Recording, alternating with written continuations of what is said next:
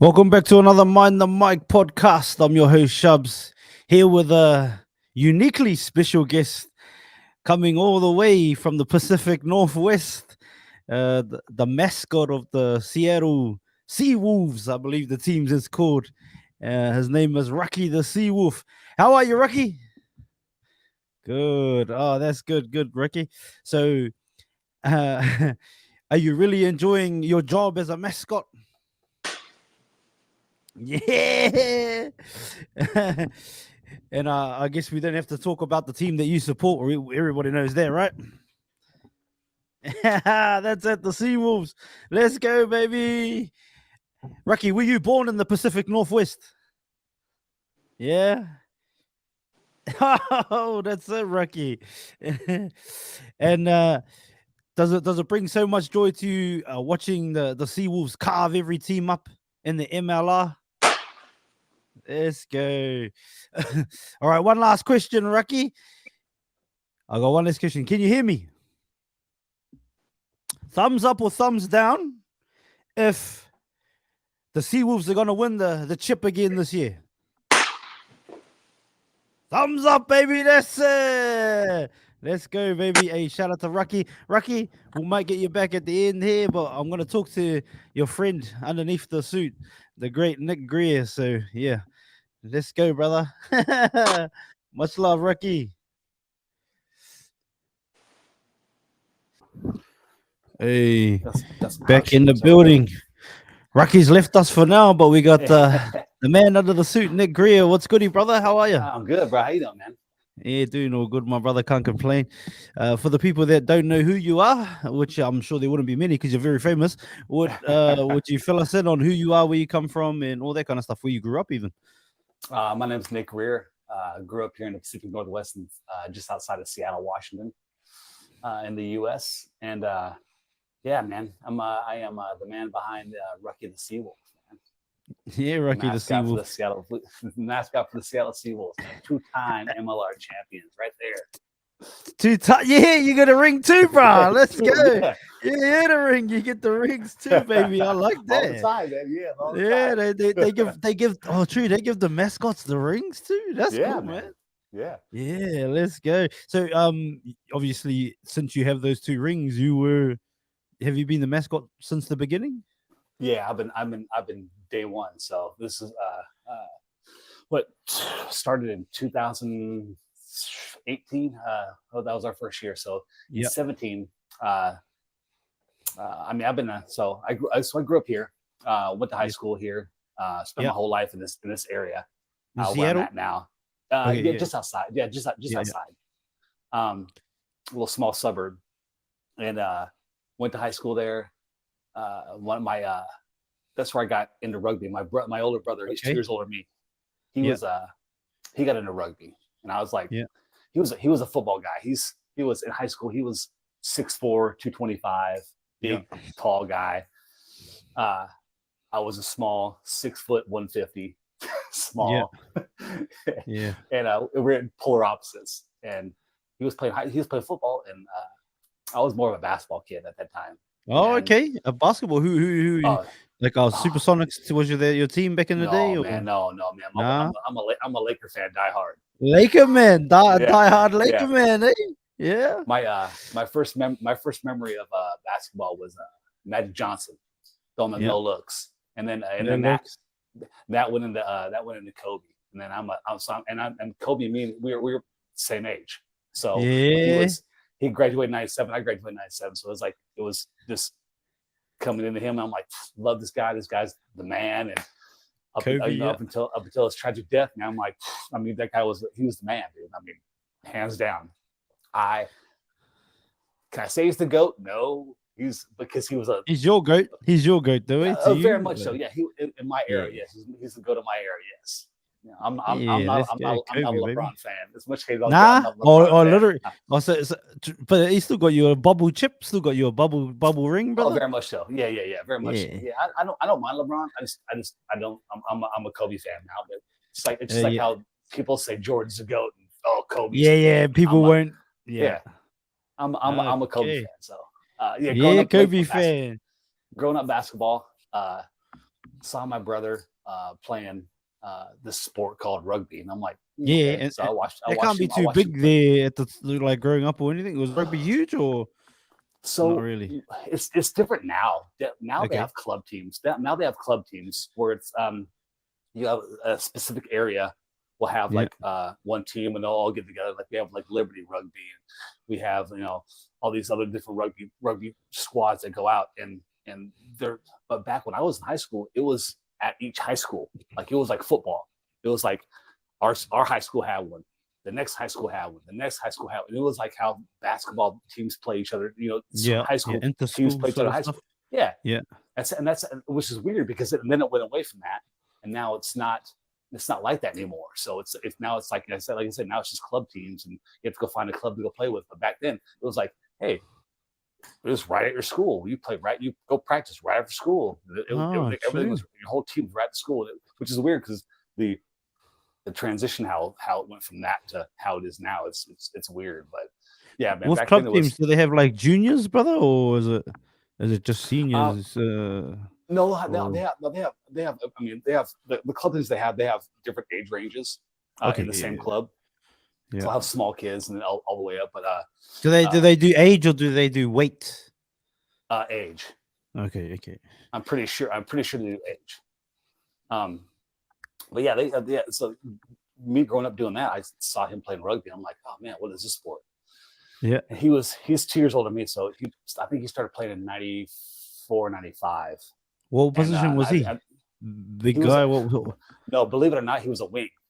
Oh, so, true. Was he fast? Yeah. And that was me, man. So when I saw him play, I'm like, me and him, we were about the same speed. So I'm just a smaller version of him, same speed. Yeah. But you were stronger, right? Right.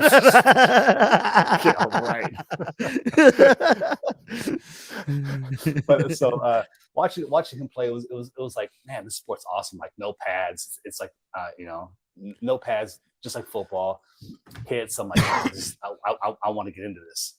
And so crazy that it is. So my coach, the coach at the time was I don't know if you know who he is, but Mark Bullock. He's the one who created the Glendale Raptors, the American Raptors. American Raptors right now they're in the Super Rugby Americas. So he was actually the coach at this small high school in Kent. Oh wow! And Kent, just Kent, Washington, eh? Yeah, Kent, Washington. So just learning under him was like, I mean, not to know he didn't know that he was.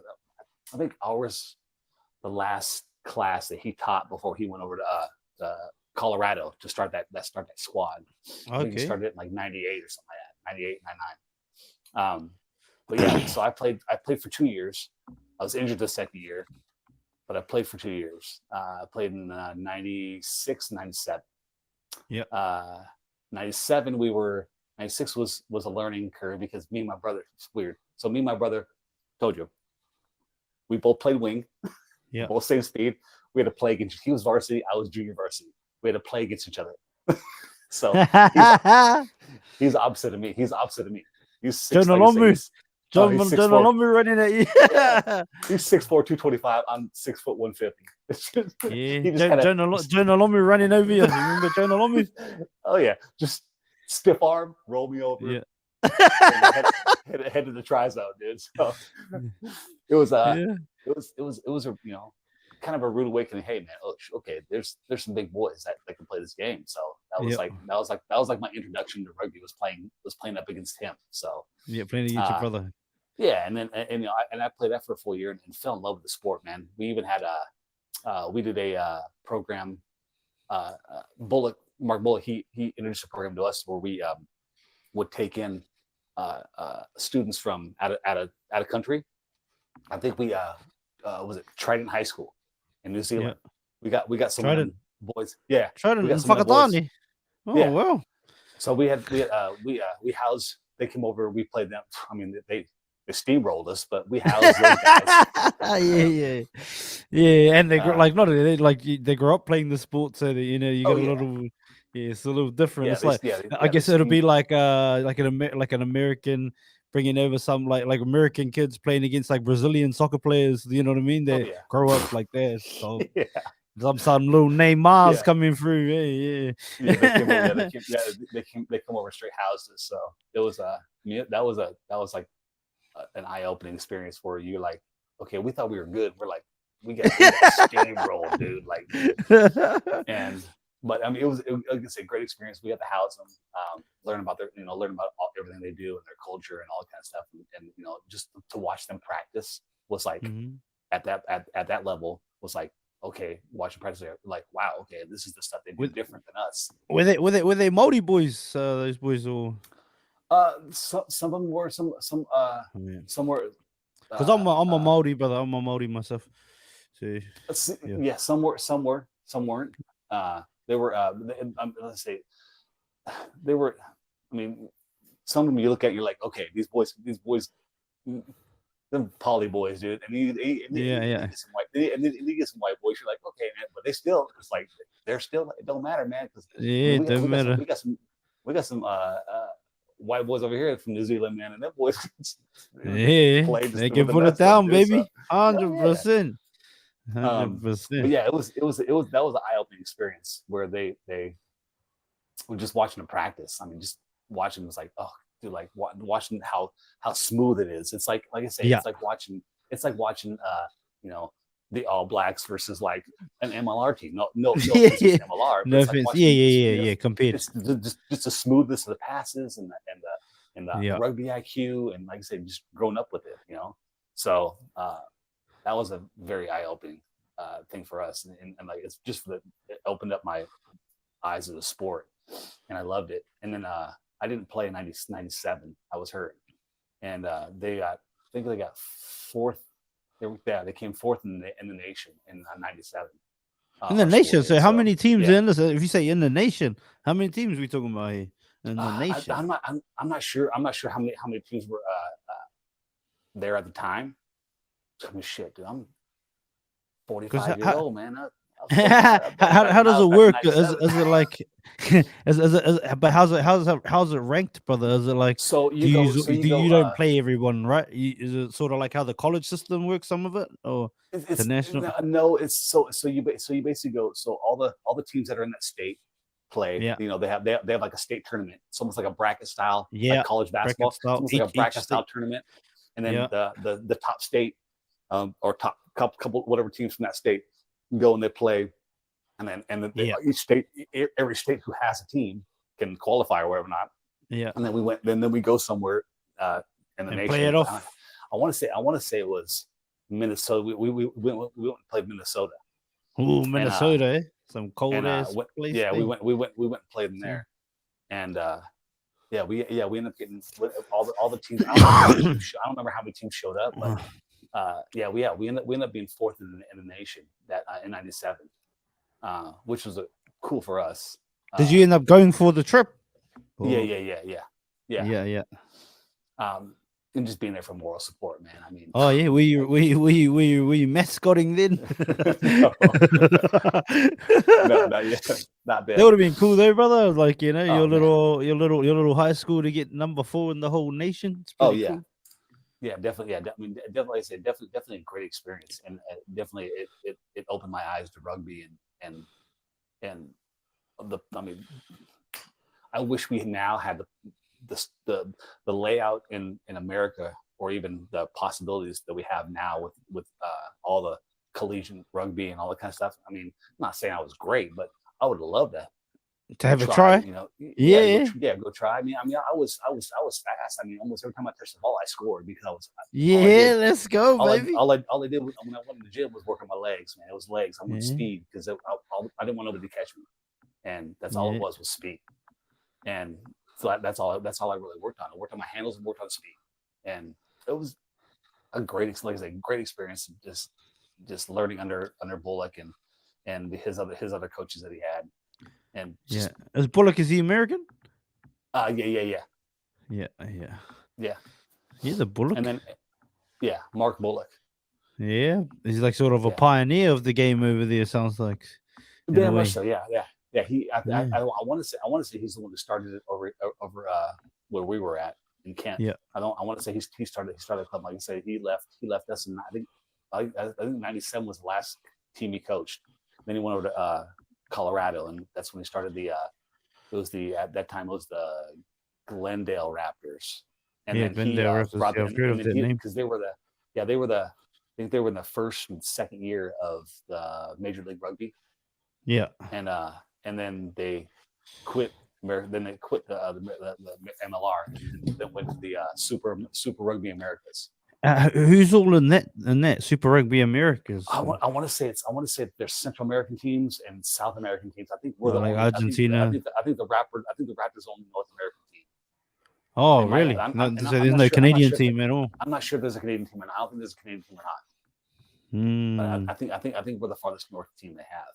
As far as I really is that competition quite strong? Like, would you say was MLR a lot stronger? Oh, I would say they're a lot. I'd say that Super Rugby Americas is probably stronger. Oh, why is that? Competition wise, I mean, just it's. I would say, I mean, they're more club wise, or like league wise. They're more established than us right now. Oh, okay. Definitely, Okay. they're definitely more established. They have more access to other people, and I'm not sure how their laws are with having imports and stuff. Yeah, import players come in from other teams. What's the laws in your competition in MLR? So I want to say you can don't quote me if I'm wrong, but I mean, it's okay. If you're wrong, it's all good, brother. We can have 17. No.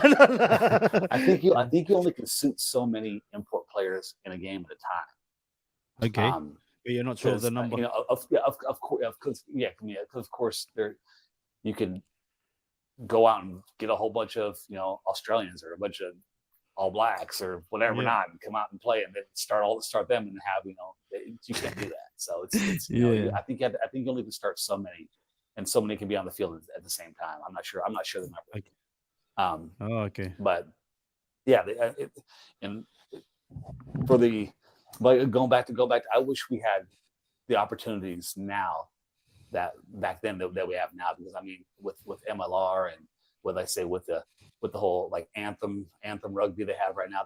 What's anthem rugby? What is that, brother? So anthem is the old USA Hawks. I want to say it's their under 20, the U23s or U25s. Oh, under 23s, yeah. Yeah, I want. So I think they took the Hawks, which was the lower team for the Eagles, and they like the scout team for the Eagles, and they are the new MLR team this year. Okay. But I think they can only be under 23 or something, or under 25. They can only be I think that's how when it was the Hawks, there was a U. I want to say it was a U23s or U25 something like that. But now they're the newest team in the MLR this year with the Miami Sharks. But they just Miami Sharks. They made the anthem team so quick. They came out with the schedule, and then they withdrew the schedule, and then they made anthem, and it's basically they had to make a team within like a month or so. I mean, it seemed like, because I mean they literally put the schedule out. Hey, here's your guys' MLR schedule, and they pulled it back and go, oh nope, we have to add another team. We gotta redo your schedule, and like a couple weeks later they came out with a new schedule to compensate for that team. So, but they have I want to say it's run by USA Rugby, and I think it's owned by all the MLR teams. I want to say, but it's basically just like it's basically like I say, it's a lower team for the Eagles to kind of develop them to get them to where they need to be. They haven't won a game this year. They haven't won a game yet, but I mean they're putting down points. Their defense is what's holding them back right now. But they're scoring points, man. But their defense is just garbage right now. How many teams in the MLR right now? I want to say 12. Okay, 12. Yeah. As a mascot, do you get to go like trip with them, or you just stay at home? The only away as far as away games, no. The only away games I've ever done I did the 2019 finals. Oh, finals, yeah. And I did the 2020, was it 2021? 2022 finals that we went to New York. We won it in 19, and that was a blast to be at, watching. I mean, where was that held? San Diego. Yeah. So we played San Diego. We played San Diego in San Diego. Yeah. It was at that point. Oh, there's like Ma'anonu and that were in there. Was he in that team? Yeah. Yeah. And who else was in that team? And the man, the legend on our team was Samu Manoa, dude. That's right, brother. Shout out to the Toko Samu, man. That was an experience. I mean, I've never mascotted in another person's house. Like it was a home game for them. Oh yeah, that's right. Yeah. And we had about 100. We had about 100 or so fans, 75, 100 some odd fans down there for Seattle. Yeah. But it was in San Diego Stadium. It was their old stadium, not the new one. It was like Torito Stadium, something like that. Yeah. But yeah, walking around being a mascot, and I didn't know handler, just me and myself. And I had my side story. So yeah, let's go. I love a side story. So after we won the 2018 championship, it was the same year that the USA Sevens won the championship in Vegas. They won. Same time. So, yeah, Danny Barrett, all those guys. Madison Hughes. So if you remember, after they won that, Danny Barrett had that WWE championship belt, and I was like, I'm getting one of those. So I went and had a championship belt made for Rucky. I don't have one either. If you watch our podcast, the Seawolf podcast, you'll see the belts on there. So I had a belt made, and I wore that around. And I'm like, I wore it around the stadium. No handler, just me walking around. People trying to take it, and I'm not supposed to talk as a mascot, but I'm walking around with a bunch of attitude because we won in 18, and we won in 18. We played Glendale Raptors. We played them in the 2018 championship in San Diego. So we already won in San Diego old coach spot one time. Yeah. Your old coach, brother.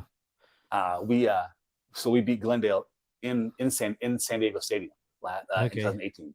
So the 19 we played San Diego in San Diego Stadium. And if you've never seen that game, man, go back and watch that game. Just watch the last 10 minutes. So it was a great game, back and forth. Even though we were the champions in 18, San Diego was the favorite to win in 19. Yeah, and they I don't remember who their kicker was, but their kicker did a drop goal, kicked it, put him up by like I think put him up by like 3 or 4 points, and then there was a couple minutes left. We kicked off them, they kicked it out, we brought it in. Our guy ran on the sideline, got high tackled, and I'm on the sideline, and we kicked it. I think it was 5 or 10 meters out.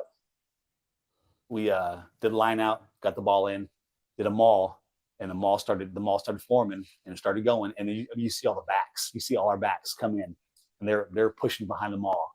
And the time's already past the 80-minute mark, and we're down, we're behind. And they end up doing, and they form, and half the maul breaks off, the ball still goes with it, and we end up scoring at like 80-minute, like 45 seconds or 81-minute mark, and then it won the championship. And when they kicked that drop goal, that stadium was so loud, and it was deafening, like how loud it was with all the fans cheering. And when we scored that maul try, I never heard a stadium go so quiet in my life. It was so quiet, and to hear that final whistle go off, and we're the champions, and the fireworks were going off and whatnot, and to have that, I took my belt off and was like, just like standing in front of the crowd, drop the belt, and walk away. I was like, just to get that moment. And now, it's the infamous moment in Seattle history for us and MLR history. Because that was one of the greatest. It's till this last game, a couple games ago in Chicago, we were down 26-0 and came back. That was one of the greatest comebacks that we. Chicago got a team now, eh? Chicago, what's it? Yeah. So I'm trying to think. So who is it? So it's Seattle, Yep. San Diego, Utah, LA, Miami. Let's see, and then on the West Coast, and then it's Houston, and then Dallas, and then New England, New Orleans, Chicago, Miami, and then Anthem, and then DC is their team. DC, okay, yeah. So yeah. It's good competition. Like you say, it's with all the teams we have and all the players. I mean, it's good competition. It's like I say, I'm hoping that it's right now for me. It seems like it's almost like how Major League Soccer when it first got started out. Look at it now, brother. It was basically guys who came over from Premiership and all that kind of shit later in their career and kind of formed and kind of started it from Europe and then and now it's like now it's like you got like players like Messi's older in his career, but he's still a good player, and now he's over playing in MLS. It's like now you can start drawing those players that big time aren't so far along in their career because the league is getting so big, and I hope the pay gets there to where they can afford to pay the players the good salary to get to have them. It'll get there, brother. It'll get there. It's just gonna take time, and it seems like the setup. It seems like the setup's a lot better than because you've had other competitions in the past that have fallen over, right? Yeah. This is definitely the longest an American rugby league has been around. So and it survived COVID, brother. It survived COVID and all those lockdowns and all that shit. So I think it'll be okay, brother. Like a lot of people are pretty hyped about it. Even like I got a lot of boys that watch it too, brother. Like just watch highlights on YouTube or whatever they can every week. So like down here, and the more, just like anything, the more people turn on the TV, the more people play it on YouTube, the more people watch it on social media, the more it's gonna get. So just keep putting out even content like this, brother. You know what I mean? I plan on doing this for a long time. Who knows? Maybe even when you retire, Rucky, we can do a little potty too, brother. And you can keep us updated. You know what I mean? Keep us updated on the Americas. So a note on that. This is my last year doing Rucky the Seawolf. So okay. Before you get into quitting, Rucky, how did you actually get the job? Because 97 to 20. When did the competition start? 2018, 2017. That's a long time, brother. That's a long time. So were you doing rugby before that? In between so after high school, I quit rugby. I mean, like I say, because there was nothing. No avenue. Like I said, they didn't have the stuff they had now. So it's now it's just go on with your life and do what you need to do. And I always had a fascination with mascots, and and like we have a restaurant around here called Red Robin, and they have a little Robin as their mascot. I was like, every time we go in there to eat, I'm always like, I wanted to. People are like, oh, it sucks being a mascot. It's so hot and stinky. But you liked it, It looks so much fun. Yeah, I love entertaining people. That's the thing. I love entertaining people. And like I was always the class clown. I like entertaining people. And that was just me. That's my personality. I like being the funny guy. I like doing this and doing that. And so it's doing that it just seemed fortunate that I was able to get that, and started getting back into rugby like in 2011, and started watching the World Cup? Cups, the World Cups and stuff. Yeah, and started watching those, and when they were available, like I say, they don't have it on over here in America. Yeah, I mean, there's now they do, but before they didn't. Now you can stream anything anywhere. So now, but like I say, back then there was nothing. You had to find a bar that had it, or you had to find somewhere that had it. And so finally started getting into watching like the World Cup and whatnot, and following some of the players, and that's where I fell in love with Samu, man. That's my guy, dude. It's so cool it's so cool to have a friendship with him, and to didn't grow up watching him, but like in my later years, watching him play on the big screen, it's like, oh man, now I'm friends with him, and it's like, we're what a beast of a man, though, brother. We're both Raider buddies, man. That's my Raider. That's my Raider. Are you Raiders, brother? You Raiders too? You see my chats. there. Bro. Oh, let's go, baby. Who's the greatest Raider of all time? All time. Your opinion. It's your all time. It's your I'm a Charles Woodson fan, and I mean, more recent, I'm a Max Crosby. I love the guy, dude. The guy's got heart, man. I mean, the guy's, he don't care about pay. Day one, he went and got drafted. He went and got a Raider tattoo. He's like, I'm a Raider, and he's like, that's real talk. And like some of his interviews, he's like, I want to be the guy that just like me being Rucky. I want to be the guy that everybody talks about. I want the whole league to talk to. If people don't hate me, I'm not doing my job right. So, and that's Max Crosby, man. That's his attitude. He's like, I want to be in the guy's ear, in the guy's face the whole time. I want quarterbacks to say, God, I hate that guy. I hate playing against that guy because the guy's always in my face, man, no matter what. Because like if you watch his chippiness, especially with Patrick Mahomes, he'll go up, even if Mahomes gets rid of the ball, he'll go up and hit him on the shoulder. Hit him on the shoulder. Yeah, and Mahomes is like, good. Come on, dude. Like, get on. Let him know let him know you're there, eh? Let him know you're exactly. there. I'm coming all day, baby. I'm coming all day. It's the same thing with Rucky, man. I run all my own social medias. So when I'll try to just, I've seen somebody put something out and I'll go hit, and I'll just like be like a little troll, boop, boop, and I'll trip something out and I'll trip back at it. It's like, if people don't hate Rucky, man, like other teams don't hate Rucky, then I'm not doing my job right. But I would say Max Crosby and Charles Woodson are my two. And Bo Jackson. Bo Jackson, baby. Bo Jackson is the reason why I fell in love with the Raiders. Like I fell in love with the Raiders for the game. So he was playing when you was a kid. Yeah. So so the first game I remember watching, first memory of football was Bo Jackson playing the Seattle Seahawks in the Kingdome when he broke off that like 75-yard run and ran into the tunnel. And that's the same game where he ran over Brian Boswell. Okay. The same game. And just watching him run, I'm like, I love the Raider. I want to be a Raider fan. And I was a Raider fan ever since. Oh, that's crazy. And coming from Seattle too. Oh, yeah. That's cool. Yeah, definitely. Yeah, I'm not definitely not as. I mean, I think the Seawolves and the Sounders are my two Seattle teams that I like. Everybody else, I'm good with. So you couldn't care less if when the Seahawks won and you didn't give a damn. No, not at all. Yeah. Let's go. I want him to lose at all costs, man. I'm a Raider fan. I like it, brother. I like it. I'm diehard, man. I like that. That's real. That's why I don't play fantasy football, man, because I don't want to root for any other team. If I'm playing fantasy football, you give me all the Raiders. You give me all the Raiders, bro. I'm losing every week. I don't give a damn. I don't care. But I'm Raider till I die, man. Yeah, I like that, brother. So you see 2011 World Cup, all of those World Cups, you start watching it on TV. How do you and so your love for the game, which grew as a teenager, begins to grow again, and you have something to watch at least. So Yeah, definitely.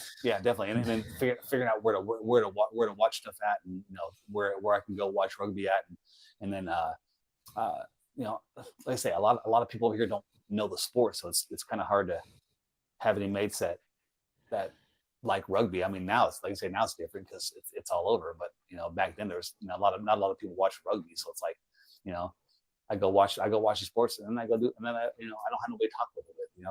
Nobody talk with it about because nobody watches rugby. I mean, you make friends where you're watching that, but once you leave there, you're like, nobody. Hey, did you see the World Cup? And they're like, what are you talking about? Rugby? What's the World Cup? What are you talking about? Soccer?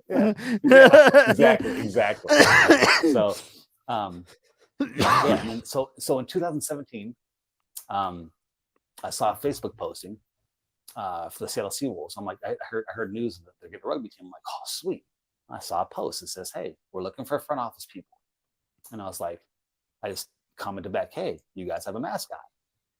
And I waited, and then actually the original one of the original gentlemen in charge of bringing the Seawolves here, Shane Skinner, was the original owner. He hit me back. He messaged me back. He goes, hey,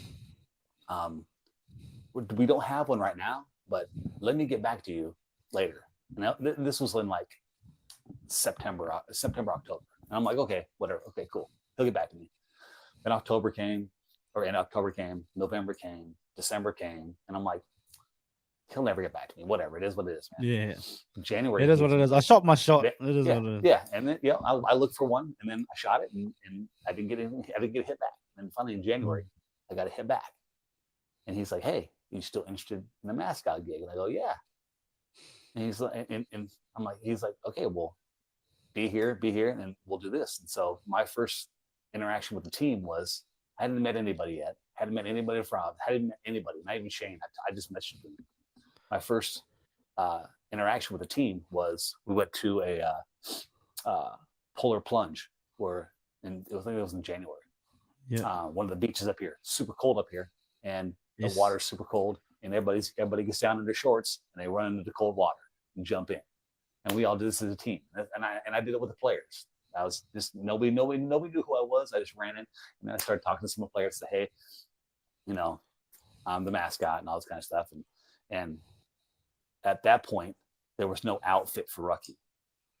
Okay. It was just an idea. And I started talking with some of the players, and in fact, the one player we still have now, that it's funny because he was the main person I talked to, Rickard Hadding, South African, talking with him at that same day. He's like, "Man, I hope it's not one of those like cartoony, foo kind of like doesn't look like a strong mascot." And I'm like, oh yeah. I'm like, kind of like, he's like, I want it to look. He's like, I hope it looks strong. Want a G. I hope it looks like, because we were looking at, I think it's the Makos who have that big shark head. Oh yeah, Tasman. Yeah, Marcos. Yeah. And so we're looking at something like that. I'm like, now we should have something ferocious like that, because we're an orca whale. It's a seawolf. Yeah. And people don't know. Kind of, you got to explain to them. So Rucky is an orca whale.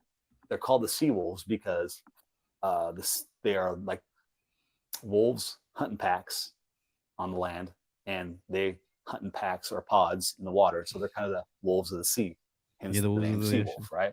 Yeah. So he's like, I hope, we're talking. He's like, oh, I was like, man, I want it to look like this because it's ferocious, and I don't want it to be some cartoony, kind of gimmick. And I'm like, okay, so I get the thing, and it's horrible. It's gimmicky. So I'm like, it's got this flabby arms. It's basically like a one big onesie. And I'm like, and the head didn't have anything in it. And the eyes were, I'm not joking to you.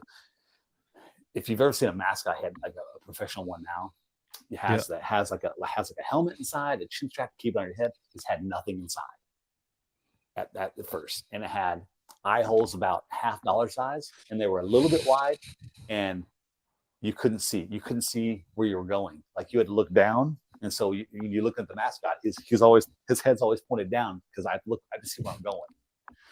So it was interesting to put it on the first time because it didn't have anything.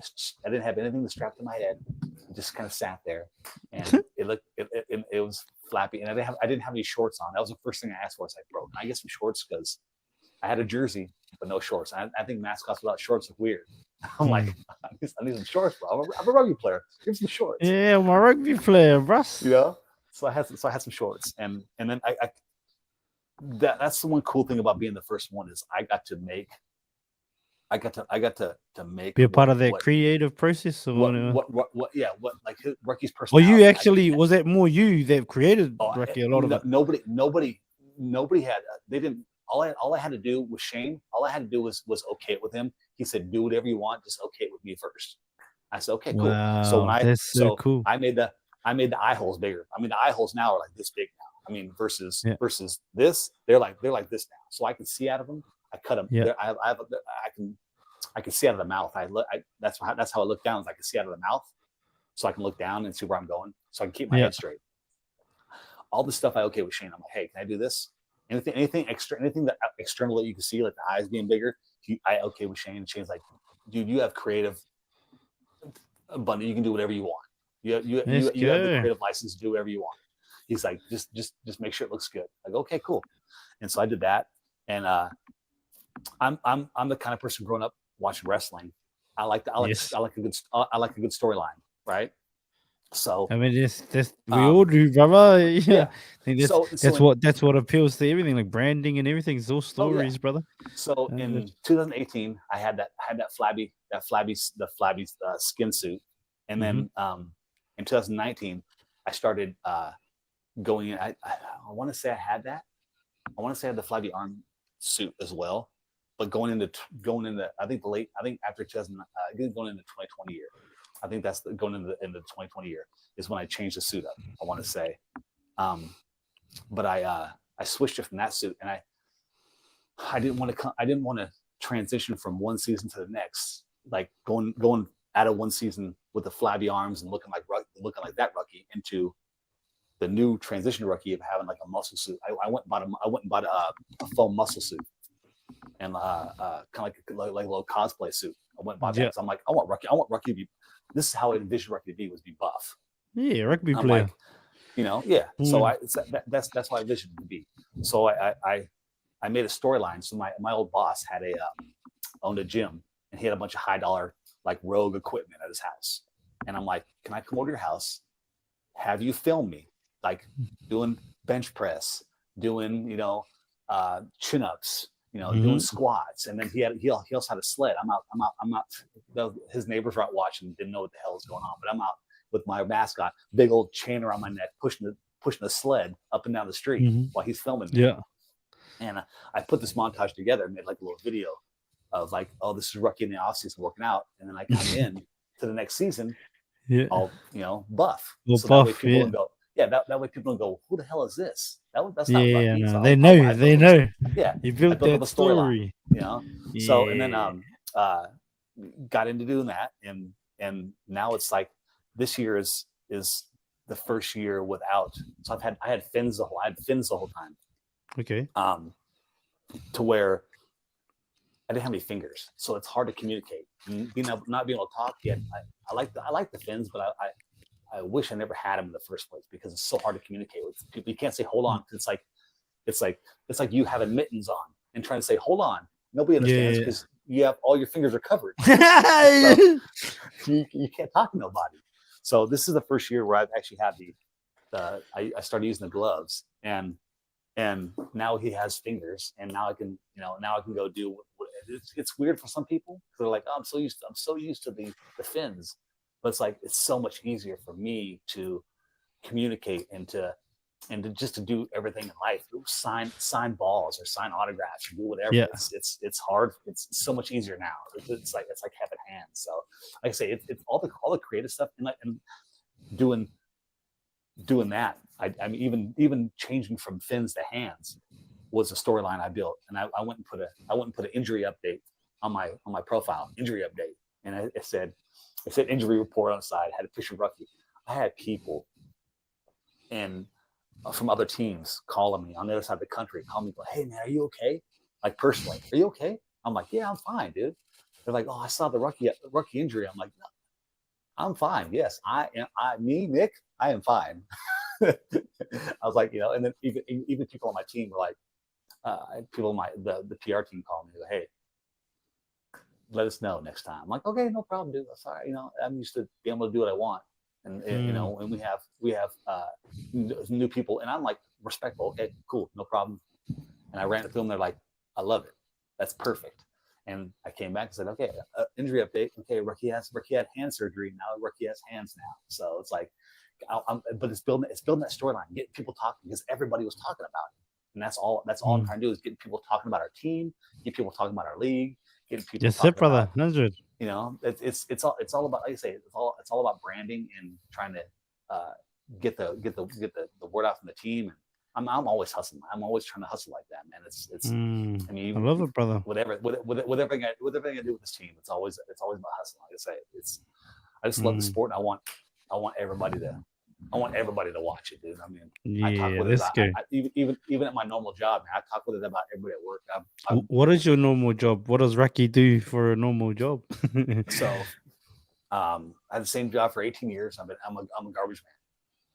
Like, so what do you mean? Like, How do you garbage man in what way? So You drive the truck? You on the back of the truck? Or? So I used to work actually in the city of Seattle, and yeah, I drive. I mean, I'm the only one in the truck. I used to, you get out and grab the cans and roll it up to the front, and there's a little thing that lifts it up and dumps it, bring it back down, take it back up to the curb.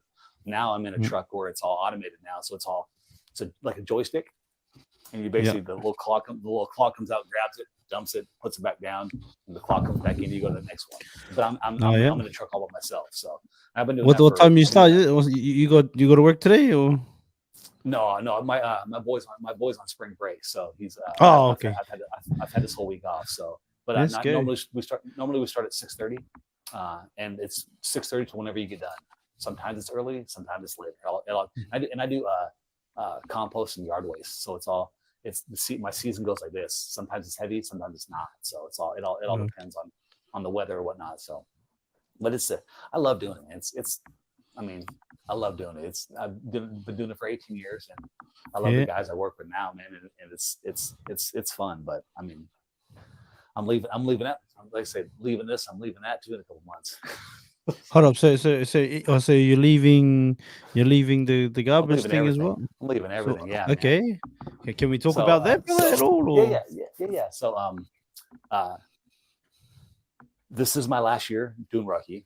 Yep. I informed the team this is my last year doing it. I mean, I love doing it, and if I'm still, I doubt I'll be around. If I am around, I told them I'll help them out, and I'm trying to find a replacement. But no, man, my wife and I got a 2-year-old daughter Gemma, and my 6-year-old Jack. We're gonna be either jumping in an RV and traveling around the U.S. for like 6 months and figuring out where we want to live at. Like I said, I was born and raised here. My wife was born and raised in Las Vegas, so she's not so hip with the weather up here, and I'm like, okay, let's go. And so we're gonna go find somewhere with better weather, not so much snow and not so much cloud cover, but not too hot. So we're just. I mean, the plan right now is to jump in an RV and go travel around the U.S., figure out where we want to live at. And you're not going to mascot for someone else, or is that open? I mean, who knows, man? I'm not going to say no. I'm not going to say no, but as of right now, no. But if, like I say, if I end up somewhere and there's a mascot in need and they want to hire my services, then I mean, we'll have to see at the time. But as of right now, it's gonna cost a lot though. You teams out there to get the great Rucky. It's a championship pedigree, man. Yeah, that's championship. That's right. 2-time, baby. 2-time, baby. That's right. That's roll, my brother. Oh, that's beautiful, man. That's beautiful. Yeah, man, now it's just. I mean, it's awesome. I get to being. That's another good thing about being a Rucky, man. It's like I get my boy. He'll be 7 in July, but I get to take him and he loves. He's not so much into sport. I mean, he loves sports, but he hasn't played any team sports yet. But he loves going out and running, and we go out. I take him to the field before games. We go out, we run around the field. We play. I chip the ball with him a little bit, and we play around. And all the players love him. I take him up in the locker room so he can be all. It's all about making memories for him now. So it's like I can take him upstairs and take him upstairs and all the players. And we have Alan Clark, our coach. He loves Jack, man. All the players love Jack. We take him up there, and they're all, "Hi, high five, buddy." He loves saying hi to them. Hey, can we go see the players? Yeah, we can go see the players. And I get to take him in the places that other kids can't go. Like other kids don't get to play on the field before the game, but he gets to. And he loves, like, he's met Samu. I mean, Samu's came over to my house and did some landscape and stuff in the back in my back. So he loves Samu. He loves, and he's got to meet Nanu a couple times. Man. So it's like, and funny side note about that too. So that's good. So he getting my boy to when he first started learning to brush his teeth. Mm-hmm. It's a weird story, but he loves it. So he would never trying to brush his tongue. He would never stick it out. I'm like, bro, you got to stick your tongue out. And he finally started watching. He caught me watching one of the All Blacks doing because doing the haka. Yeah, doing the haka and sticking their tongue out. So Pukana. he's like, I'm like, bro, I need to brush your tongue. He's like, let's go. That's what I gotta do, man. That's what I gotta do, man. I was like, stick it out like that, bro. You're all black. You're all black, cuz. I told him, I said, hey, man, you remember? And so we met Nanu. I'm like, hey, after we took a picture with him, he's like, who is that, Daddy? I go, you remember brushing your tongue? Those guys doing that?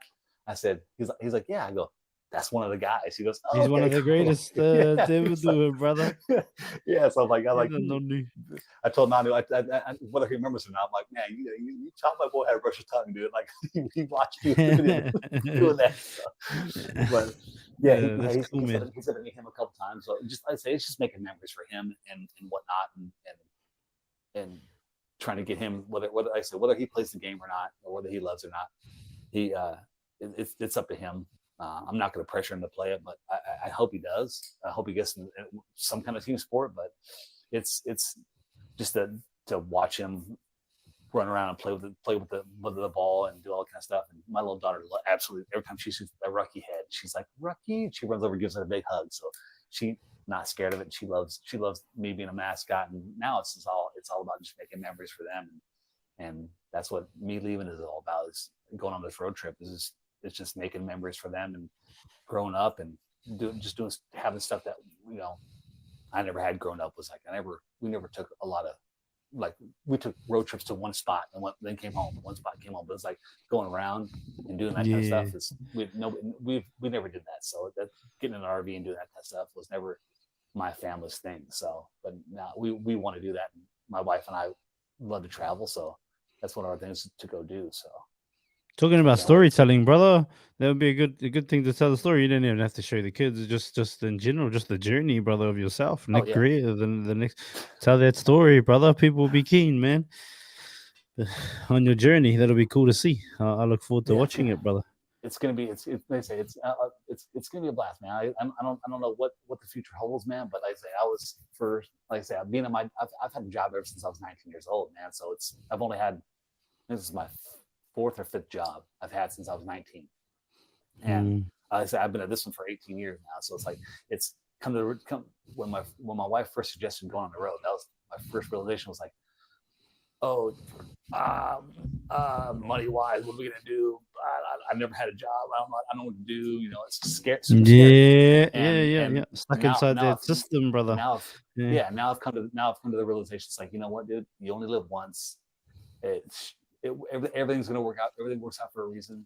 Fucking A for 100. It'll everything will work out in the end. Whether it's whatever happens is meant to be. So, but it'll all work out. And my kids will have, I think we're gonna end up homeschooling my boy. So yep. Because just all the crazy stuff that they're teaching kids these days. I want to teach him what he's going to learn, what stuff's important in life. So, can you tell me about one crazy thing that you think is just crazy? Man. Just mind the mic, baby. We'll talk about that off here. We'll talk about that off here, baby. And then outside of after Rucky, there's still things I'm still gonna keep close with this team, because there's so many. I would love to help them out. I'd love to be a part of anything that they need me to help with. Yeah. Like I say, just because I love the sport, and like I say, I do a lot of the stuff I do. I don't get paid for, because I just love the sport. It, Like I've been friends with guys out here on the local radio show, in the morning shows, and I text them all. I text them all the time. They all know I'm Rucky, and so I text them as Rucky all the time. And I'm like always talking about.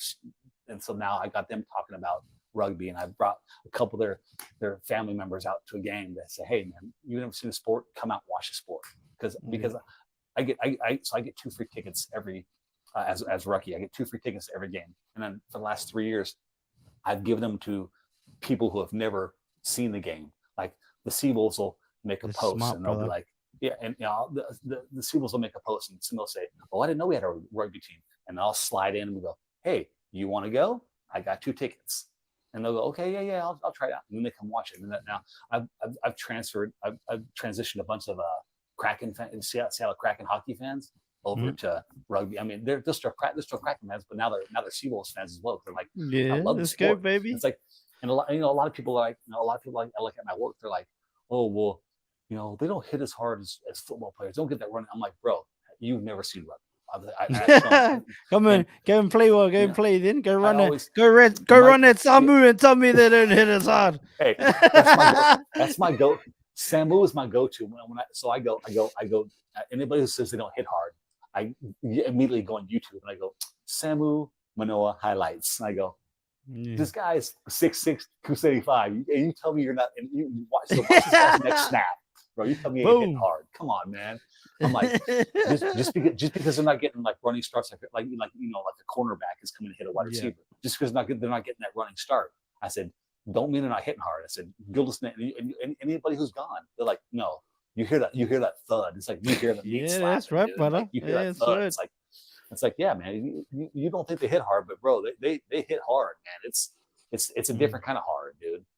So it's almost like horsepower versus like torque. It's like they're kind of the same thing, but they're kind of not. So it's like they both repeated efforts too, brother. That's what I mean. Like you could get how many times are you actually going to get destroyed in football? Like every snap? No, because you're probably not going to get the ball every snap. You know what I mean? Like or you know what I mean? You know what I mean? Or they're not going to come in your direction. Hey. And I'm always telling people, hey man, have you ever want to see a lineman grab the ball and start running with it? I go, too. I go, bro, that's what you get. That's rugby. So you get these big boys who get Ray Lewis, just let's go. Right. Hey, them big boys. Your offense is defense. There's no there's no stopping and huddling and that kind of crap. And it's like, as much as I love football, man, rugby is is it not the greatest sport in the world, man? The rugby, bro. You watch much rugby league at all? Have you seen much rugby league at all? I watch a little bit. I mean, I watch a little bit of the Premier. I watch a little bit of the Premiership. Watching the Northampton Saints right now, man. That's the squad right now. Matter of fact, speaking of Samu, I just got on eBay and I got one of his game used jerseys from Northampton Saints. Yeah, some guy was selling it, and I bought it. So, Samu might have had one lying around. He could have gave you. But that's a real fan, brother. You went and bought one. Yeah, and I watched a little. I watched some of the Six Nations. I was watching some of that. Yeah. I watch a little bit on the Peacock app here they have here. I watch a little bit on that, but it's weekends, man. Weekends is usually family time with me, so that's when you just hang out with the kiddos. But that's it, brother. It's now it's getting more into like with the weekends and doing all that kind of stuff, and just I want to get into watching some more rugby and I kind of follow. I follow the Makos a little bit. The Tasman Makos. Oh, Tasman. Yeah, dude. So they came over here for I think it was 2-3 years ago, and they played we beat them. We played a preseason game with them. It wasn't their A squad. Yeah, I was gonna say. Yeah. It wasn't their A squad. Yeah. They came over here. We beat them in a preseason game, and I hit him up on Twitter, and I was like, "Hey man, I want to buy a jersey. Can I have you guys? Can I have you?" I'm on my Ruckies. I'm like, "Hey man, I'll buy a jersey. Can you have the player sign it?" And they said, "Just what size you?" And they sent me I didn't buy one. They ended up sending me one. They ended up sending me a red Mako jersey, all team signed. And I'm like, and the jersey's badass. I'm like, this is what I wanted. And I think one of the guys who signed it was Sam Montanga. He's a Mako, and he signed it. Now he's a Seawolf too as well. So I was like, that's pretty cool, brother. That's pretty cool. He goes back and forth playing with the Makos in the off season, and then comes back and came back over here. I think this is his second or third year. that he's played for us. I think Did second you year. did you tell him about the jersey? Oh yeah, Surely. yeah. I told him, he's like, I think I signed that jersey. I think I signed that one. So I was like, yeah, but That's pretty cool, man. And then he gave me one of his training kits too. I'm like, man, I want to get one of those kits. And he came over and gave me one of his training kits, which is like I say, things that people gave me is super cool. I appreciate it so much. But that's all the love you're putting in, into the game, brother. You know what I mean? Man, putting into the team, putting into the game. You know, it's just that karma, reap what you sow sort of thing. Yeah. Not that you do it to get back, but you know, it just comes back around anyway, brother. Like I say, dude, it's just like this, man. I mean, like we were messaging last night. Like I told you, man. I said, I've watched some of your things on there, man. Ever since I started following you, I watched some of your videos, man. And there's the star power hunter's way up here, and Rucky is way down here. No, brother. Because for me, it's just stories, brother. And the fact that you like. No, well, the fact that you, and same here, brother. The fact that you like reached out to me anyway, just about Samu, and then I thought, because in my mind, like people say to me, like, "What is the podcast about?" I said, "The podcast about sharing stories, man. Like people's stories." You spoke about that earlier about how you like to build stories, and not just stories from people who have platforms, but people who just have cool stories that you know. They can share whether they have a platform or not, brother, because people can relate to it. So we all relatable in some way, you know what I mean? Yeah. And I didn't know all this stuff about you, brother, but I'm glad that I asked you, because now we learned a lot, brother. I didn't know that you pretty much helped create Rucky. You birthed Rucky in a lot of ways, you know what I mean? Like, Rucky is my baby, man. It's gonna be weird to see someone else. Dude, what do you reckon? Like, even it's gonna be. Like obviously you're gonna find them and help find them, hopefully, and that's so. I mean, that's what it says, man. Like I'm not a conceited person. I'm not, but I know I did a good job at Rucky, man. It's gonna be hard. It's gonna be hard. And let's say a lot of people have told me, man, it's gonna be hard. You set the bar high, and I'm like, well, set the bar high with like with how I interact with people. As far as entertainment wise, like I don't. That's what everybody says. Oh, you do this. I'm like, dude, I don't do flips. I don't do, I don't do all the crazy. I don't do all the crazy shit mascots do. I said, man, I'm not saying because I'm old, but I've never been trained to do that. I'm not an acrobat. I've never been trained to do that.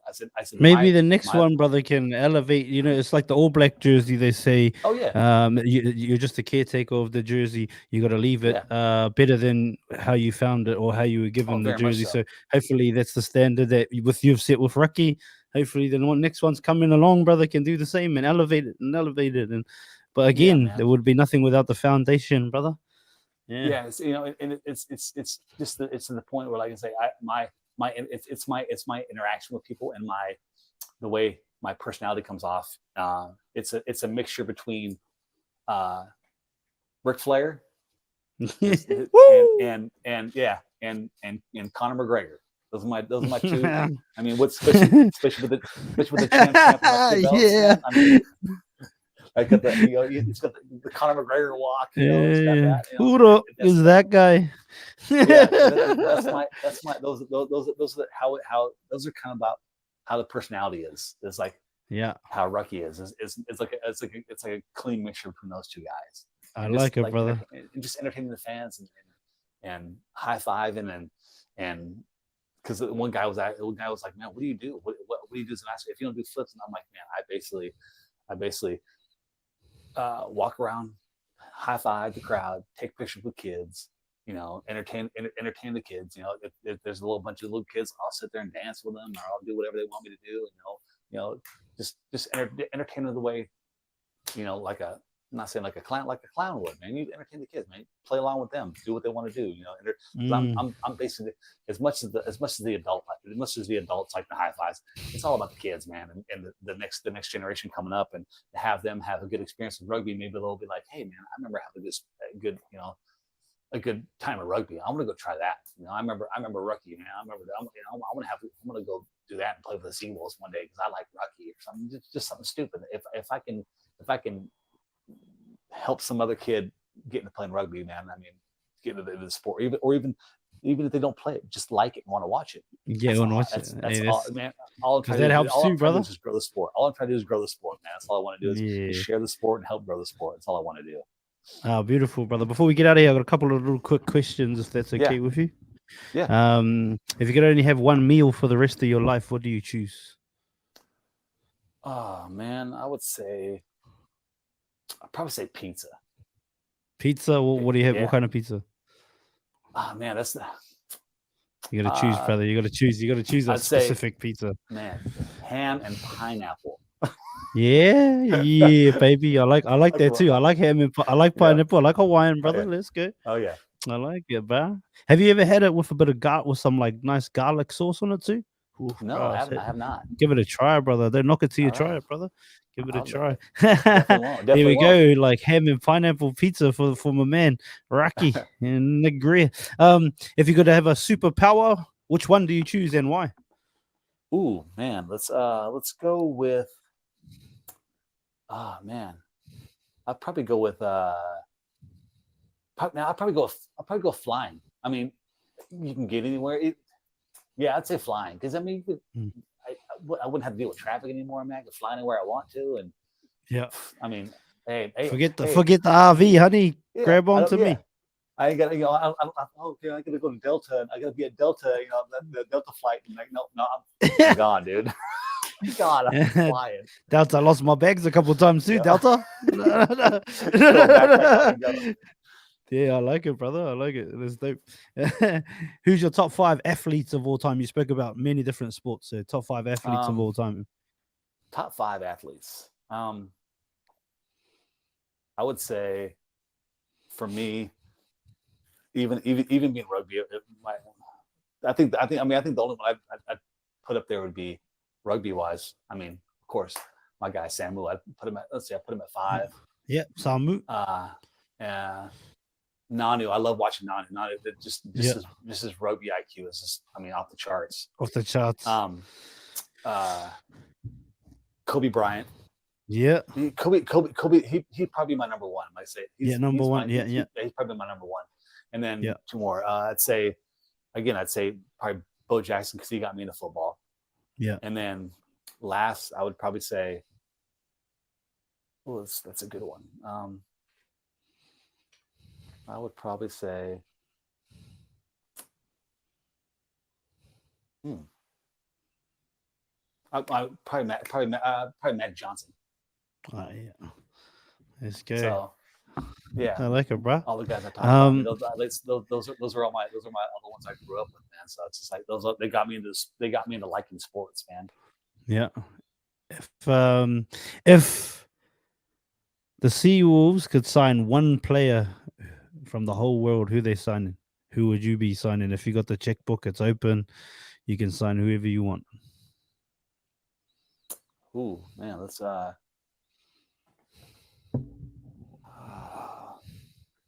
see. I mean,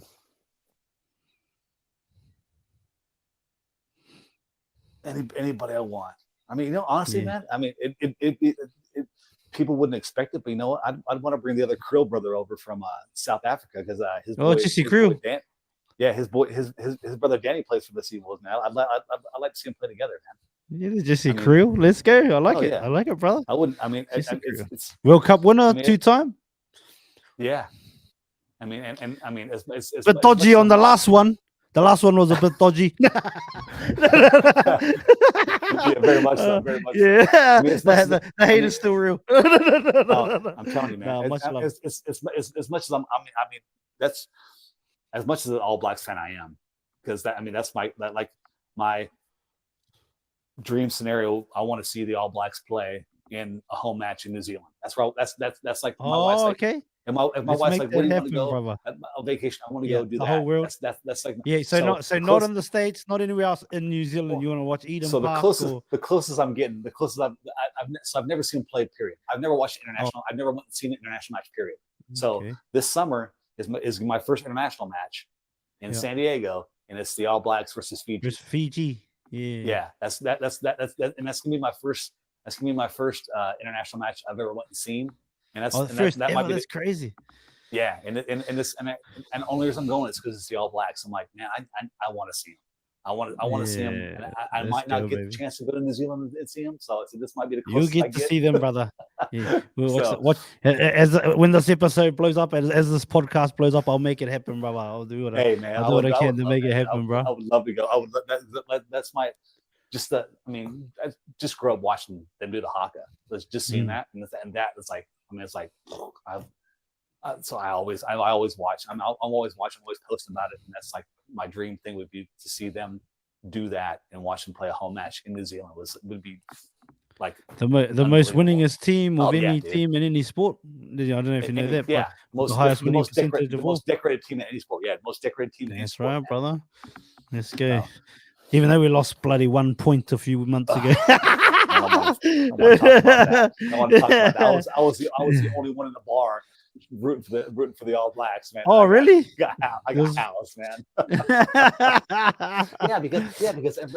because everybody was, us being Seawolves fans, we're all Dan Creel fans, and everybody's a Jesse Creel fan. Everybody wants to see this SA win. I'm like, no, it's the All Blacks, man. I don't care.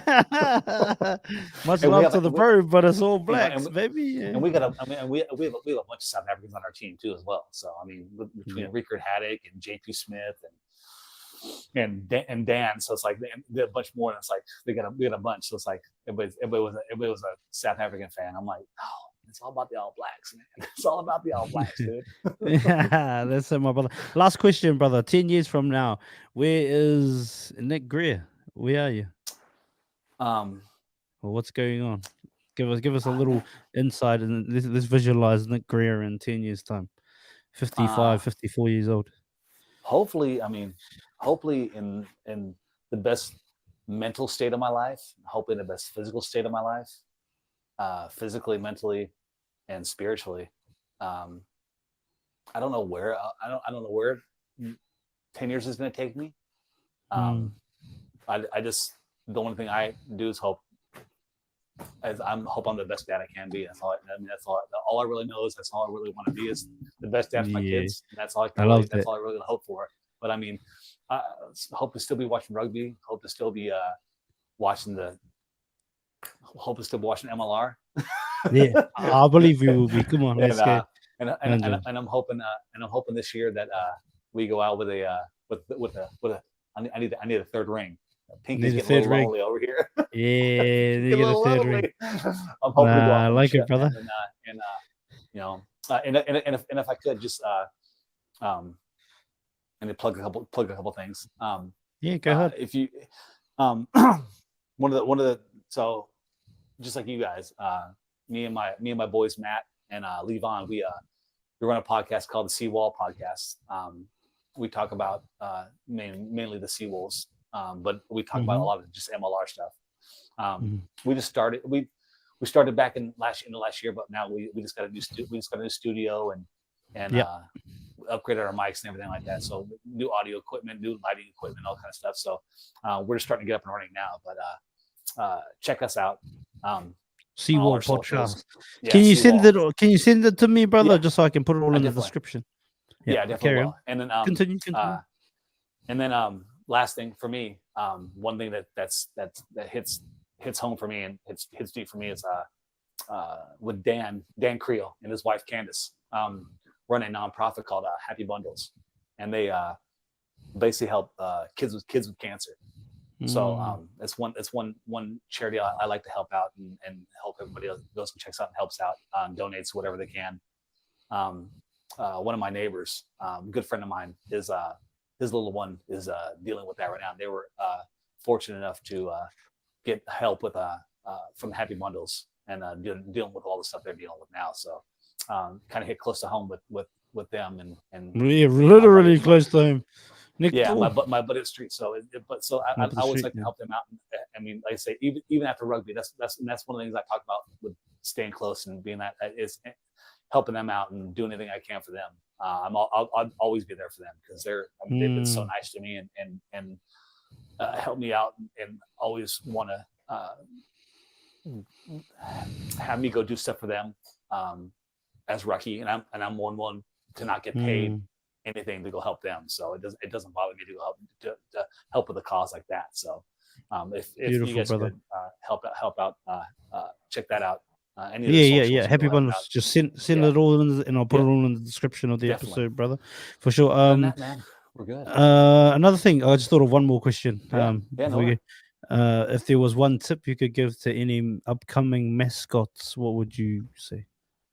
Man, just go for it. I mean, so I'm being the mascot of this. I'm friends with a bunch of local mascots, like the Seahawks and the Mariner Moose and the Kraken mascot. I'm friends with those guys outside, and I'd say just go for it. I mean, those my guy Ransom helped me when I first got a mascot, and he was a mascot as well, and he kind of helped me and kind of mentor me on what to do, what not to do, and whatnot. And he kind of showed me the ropes, and he went off to Chicago to help the Chicago Bulls out for a little bit, not being the mascot, but being their the mascot's right hand man.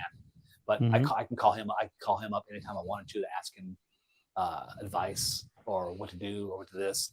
But I would just say, just go for it, man. It's and for me, it's just to have fun. You don't have the biggest thing, you don't have to talk.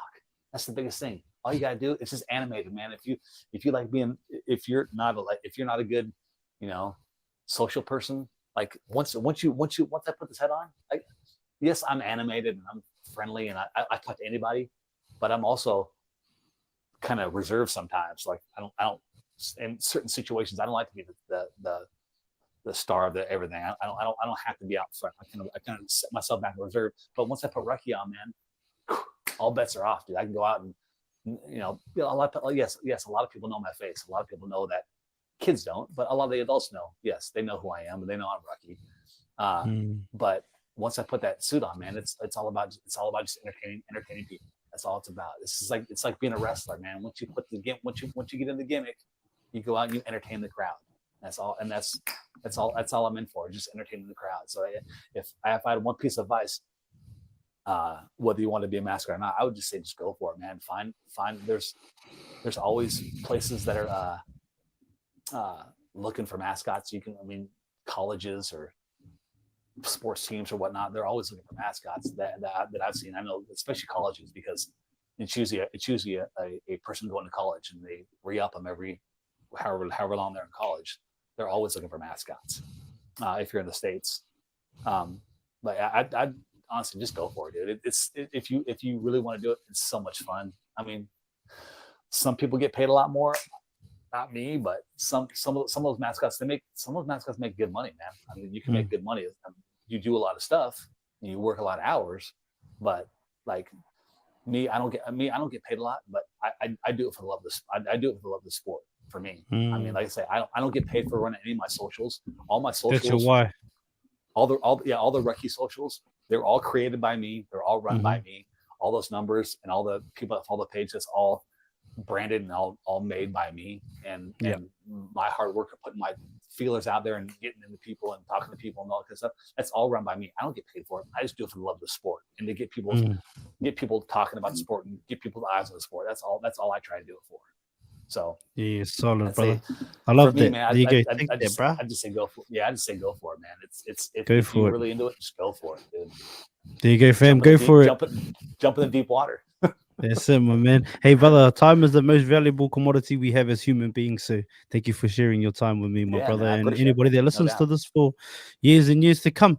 Hopefully this is the last time we sit down, and who knows, maybe whether in New Zealand watching the All Blacks or maybe somewhere along your journey, we can catch up and, have an ice cold water. I heard you might be coming to the States next. I heard on Sam Lu's podcast that you might be coming to the States next year. Oh no, definitely, yeah, brother. And probably be coming quite a bit. So we'll try and link up. If I'm around in Vegas in that area, now you see you might be coming there, man. Hit me up, man. Yeah, 100%, my brother. All right, big blessings, man. There you go, fam. Rucky the Seawolf. Make sure you follow those socials of those things that he plugged. I'll chuck them in the description for sure. Much love to everybody. Much love to the bro Rucky and my man Nic Greer. Thank you so much for watching this full episode of Mind the Mic. It takes a lot of time, energy, and effort to create these episodes. So to know that you've watched and listened to the entire thing means the world to myself and all our hosts. If you could, before you leave, please hit the subscribe button and share this episode out to as many people as possible. It would help us so much. Thank you again to everybody that's still here, still watching. Thank you for all your comments, all your shares, all the DMs. Appreciate you all. Make sure you follow us on every platform. Have an awesome morning. Have an awesome night, depending on where you are in the world. Mind the mic out. Oi, have you hit the link in bio yet? Watch full episodes on YouTube or listen on Spotify, Apple Podcasts, and all streaming platforms.